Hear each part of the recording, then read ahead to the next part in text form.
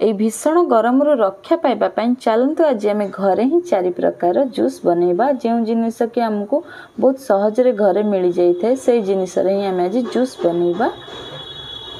तो ये ग्रीष्म समय तो आंब बहुत फलिबार लगी गच्छरे किछि कंचा आंब मुठी नहीं ताकू आम प्रेशर कुकर रे दे नबा सेथरे किछि पानी दे नबा ताकू लो फ्लेम रे गोटे हुइसिल मार दबा। आउ देखंतु आंब हमर सिझी जाइछि ता भितर थिबा रस को काढी नबा।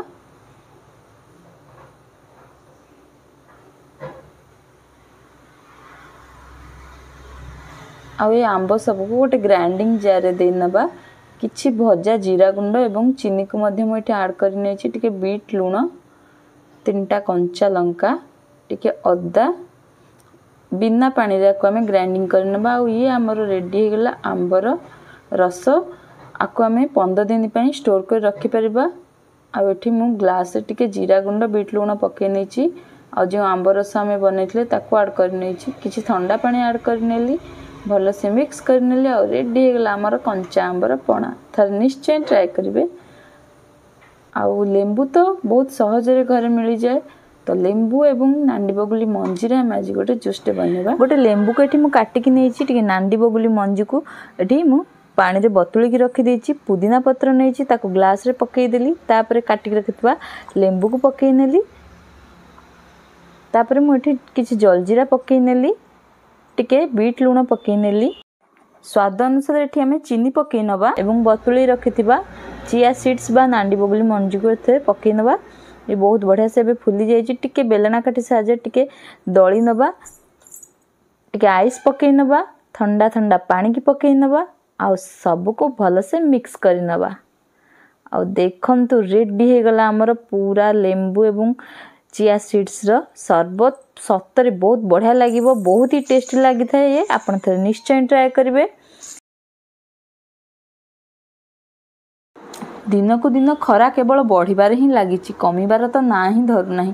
ए खरा समय रे किछि पीबा को तो इच्छा निश्चय। सेति पई मु आज अंगूर जूस बनौछि।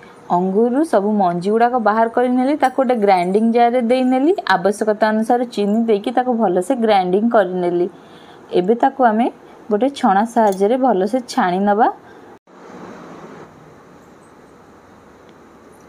एबे गोटे ग्लास रे किछि पुदीना पत्र दे नबा। फाळे लेंबू को चुपुड़ी नबा। टिके बीट लूण पकेई नबा। आउ अंगूर रस को एथरे पकेई नबा।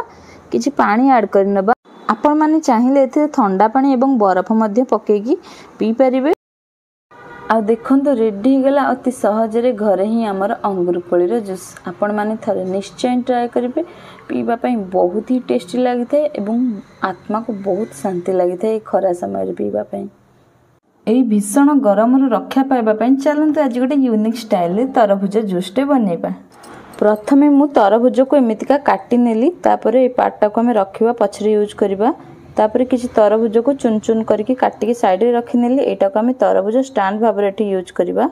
तापरे छुरी साहाय्य रे एमती काटी नेली। तापरे गोटे रोटी बेला साहाय्य रे ताको म एमती दळी की सब तक जूस बाहर कर नेली। ताको गोटे बेला को ढाली नेली। तापरे गोटे चाहा छणा साहाय्य रे ताको छाणी नेली। सब तक तरबूज जूस बाहर कर नेली। एबे हम एथिरे किछि चीनी पकेई नबा। किछि पुदीना पत्र को पकेई नबा। टिके बीट लूण पकेई नबा। काटी रखितबा तरबूज को पकेई नबा। बरफ पकेई नबा। आ टिके चिया सीड्स पकेई नबा। सब को भल से मिक्स करि नबा। आ रेडी हे गला हमर तरबूज जूस। आपण माने मध्य थरे एमि निश्चय ट्राई करंतु। आ जीवा पूर्व मो चैनल को निश्चय सब्सक्राइब करंतु। धन्यवाद।